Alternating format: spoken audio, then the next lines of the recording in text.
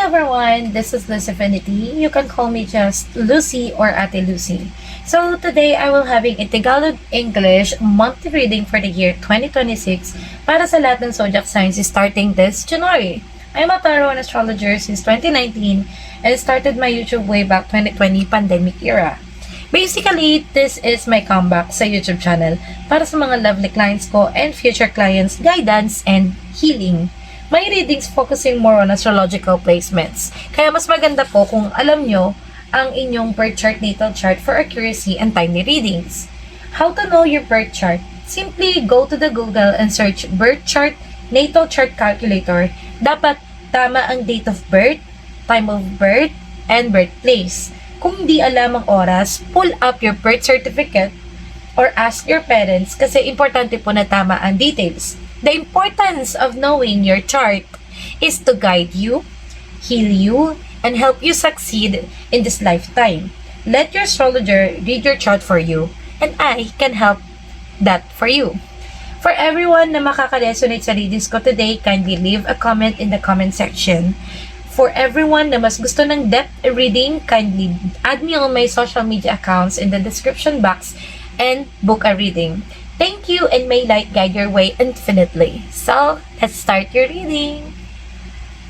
Hi Aquarius, Sun, Moon, Rising, and Venus. This is your month of January 2026 general reading. So, kung di mo alam kung anong ibig sabihin sa Sun, Moon, Rising, or Ascendant, and Venus, that is birth chart, okay? Or natal chart. So, para malaman mo kung ano yung sayo para sa accuracy of reading and on point and personal, search mo lang sa Google is birth chart or natal chart calculator. So, yun lang. Para mas makita mo kung ano yung para sa'yo.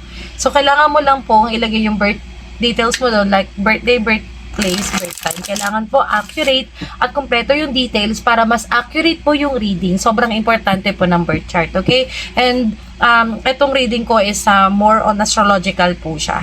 Okay? So, this is for mostly sa mga Aquarius placements. So, let's see kung anong reading for Aquarius, Sun, Moon, Rising, and Venus for the month of January. Month of January. Okay. You got the Hangman. Okay? So, Hangman, at the moment, you're waiting.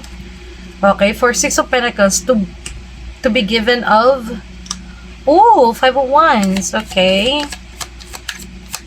To be given of. Parang this time, nag-aantay ka ng mga taong nung taong may mag-effort.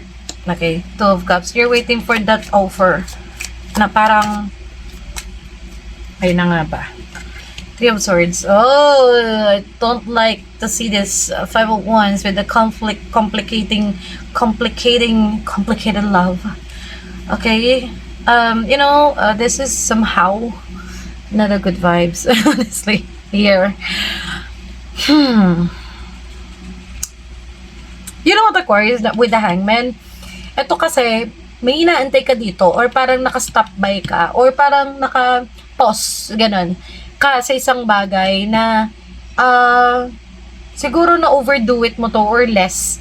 Hindi man sobra, pero kulang, mga ganon. Parang kulang siguro sa attention, kulang sa pagbigyan ng oras, or sobra naman sa problema, sobra sa komunikasyon, di naman nagkaintindihan, mga ganon. Alam mo yon, hindi mo na makita yung gitna, ano ba yung tama, kung sumasobra ka ba o kumukulang.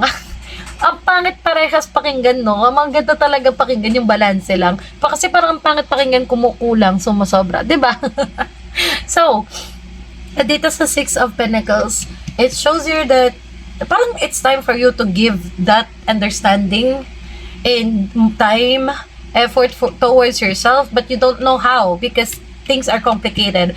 Means, may mga conflict ngayon sa parte mo o parte ng person you're dealing with, or kung hindi man person, romantically, pwedeng business to or career or tawag dito, pwedeng hindi mo alam kung sino yung mga taong totoo magbibigay sa'yo ng guidance, answers, patience, maglilid sa'yo. You get me?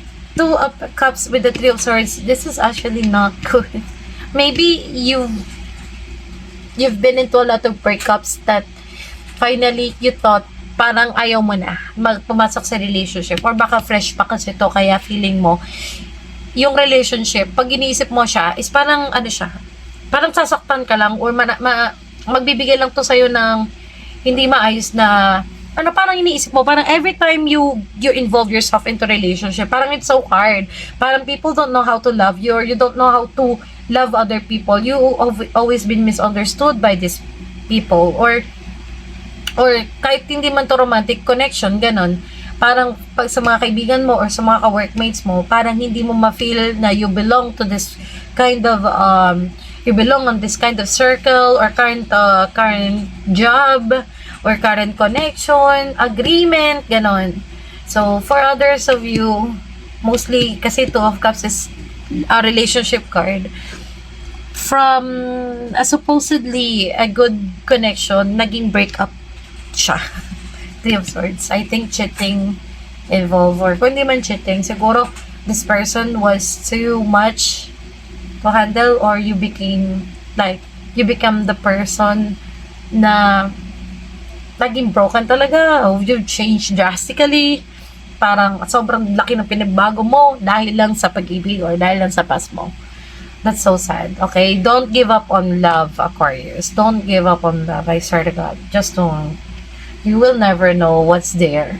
What's good in there. Okay? Kasi kung hindi siya maganda para sa'yo, for now, then it's not meant for you.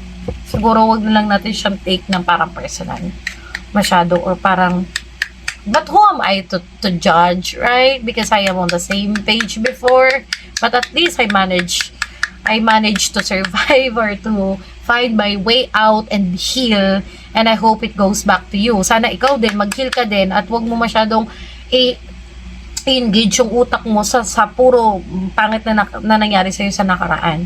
So, let's see kung ano yung situation mo kasi ngayon, Aquarius. Using the situations Oracle deck.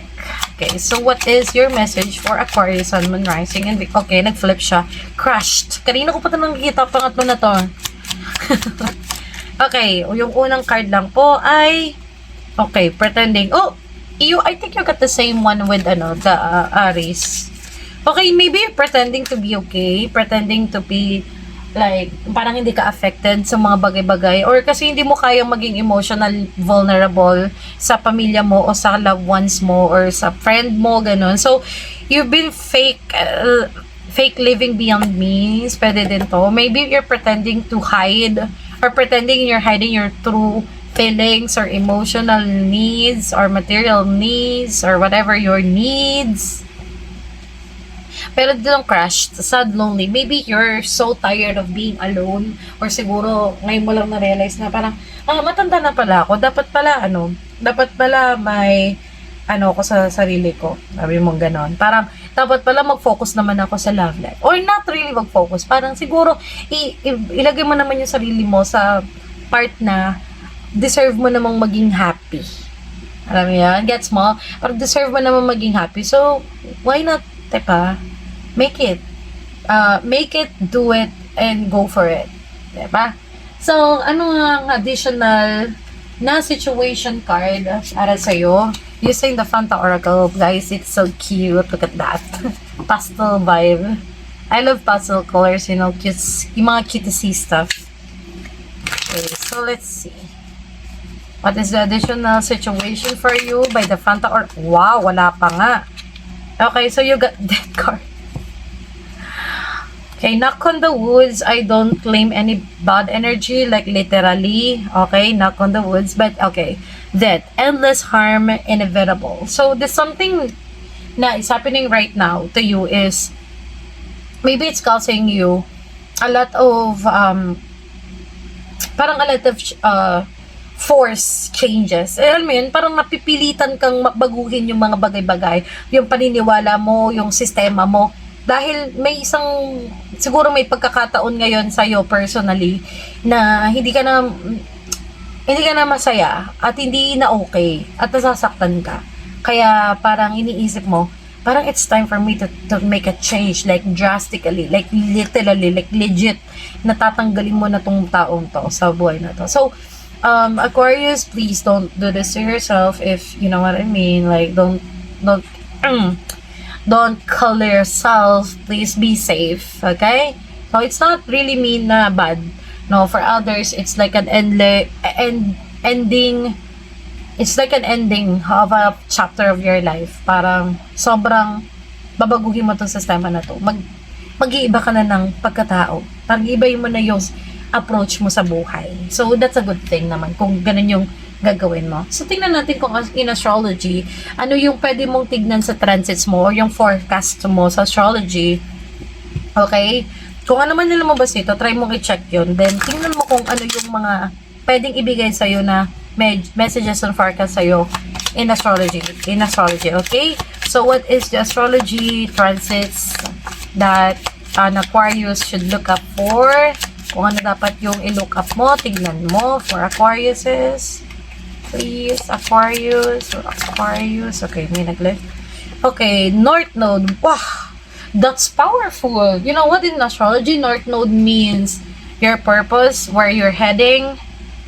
Okay, destined to have. Ibig sabihin, it was destined to have. It was meant to happen. It was meant for you to experience those things, yung mga nangyayari sa'yo ngayon, yung mga bagay na hindi mo gusto, pero hey, look at you, diba? You're watching this because you're asking for help, you're asking for a sign. Then, this is a sign. It's not the end of everything, okay? It's actually the start of a new beginning.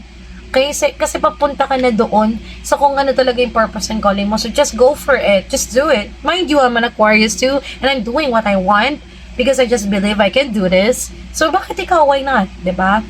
Go for it. Okay? So, let's go to your relationship. Tingnan mo kung anong North Node mo. Baka North Node din, Aquarius ka din. Pero kung ano man yun, basta look at to your North Node and then read that and then take it like, wow. I guarantee you na sobrang magre-resonate siya sa'yo. Kasi sa chart mo yun sa'yo yun. Okay? Hindi yun sa ibang tao. Sa'yo lang yung birth chart mo. Anyways, let's go see your love reading using Romantic Angels Oracle deck. Okay, nag-flip. Love yourself first. Oh my God. It says, actually, alam mo, totoo yun, guys. You know, love yourself. Your self-respect makes you more romantically attractive.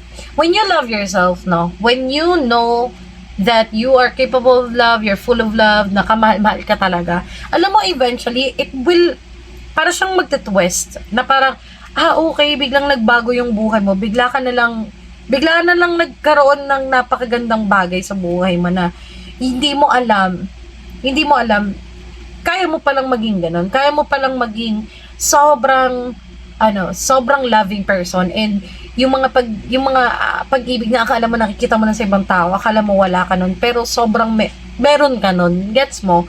So napakaganda na itong reading na to sa'yo kasi you just have to focus more on yourself, on a good side, be happy, be genuinely happy, and the love will come along. Kasi when we don't think about it, when we just trust in the process na eventually may magmamahal din sa akin, ganyan. When you don't rush it, when you just doing what makes you happy talaga, pag-ibig darating siya agad-agad. Okay? So that's good for you. So, for other people na already, in the relationship, wag na lang kakalimutan na mali mo pa rin yung sarili mo kahit meron ka ng ka-relationship. Okay? Wag mo papabayaan yung sarili mo. So, to the other people, ano yung possible na message sa'yo ng person na you're currently dealing with, or the new person or past person? You speak to me through music. Okay, Aquarius loves music. Maybe you guys shared one music together before, or maybe meron kayong mga team song together. Also, it makes same rhythm din to. Parehas kayo ng rhythm ito, no? Tama ba yung Tagalog ko sa rhythm? Basta yun. Parehas kayo ng rhythm and nagkakasundo kayo sa lahat ng mga bagay-bagay. For others, okay? For some Aquariuses. Okay? So, before I end your video, bibigyan ko kayo ng isa pang kuling tarot deck, oracle deck.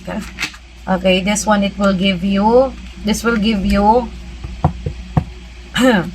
life advice. So, ano nga ba ang katanungan ng isang Aquarius ngayong January 2026 at ano ang kasagutan para sa iyo by the para sa iyo by the universe, okay? So what is the message for Aquarius, please? Please flip one card for Aquarius. Aquarius Sun, Moon, Rising. Flip one card. Okay, one card. Okay, so nakalagay dito. From whom can I release my judgment right now? Wow, judger yan. Lang. But you know, ano bang ibig mo sabihin sa judgment, Aquarius? Ano ba sa tingin mo ang ibig sabihin ng judgment? You know what judgment means in life, you know? Hindi siya yung literal na parang manghusga ka, tapos hahatulan mo ng ganito, ganyan, kasi personal. Judgment is like, how do you perceive the world? How do you perceive yourself to it? Kung paano mo naiintindihan yung mundo, tapos paano mo nihahalin tulad yung buhay mo sa mundo ngayon. So, then, you would judge yourself in a way that will help you grow. That will help you understand more in life. Parang mas maintindihan mo pa kung ano pa yung ibang bagay na hindi mo pa alam. So, napakagandang card nito, no? Kailangan mo lang itanong sarili mo, ano nga ba yung pwede kong gawin? No? So, ito ang kanyang mensahe para sa'yo. Judgment closes our heart to truth and separates us from love. It binds us to our fear and holds us in shame. On whom are you placing judgment right now? Is it someone in your life? Is it yourself? Release the shackles, drop the expectations, and be grateful for what is.